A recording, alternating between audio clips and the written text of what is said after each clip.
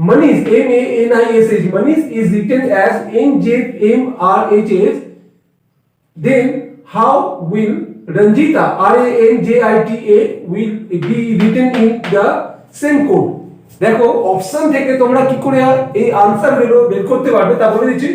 প্রত্যেকটা অপশনের মধ্যে তোমরা যদি লক্ষ্য করো তাহলে এই I-Z-M-Q-R টা কমন আছে, শুধুমাত্র বিয়েতেই নেই, তাই এই বিটা কেটে দেবো, তার মানে বিটা হবে না আনসারে।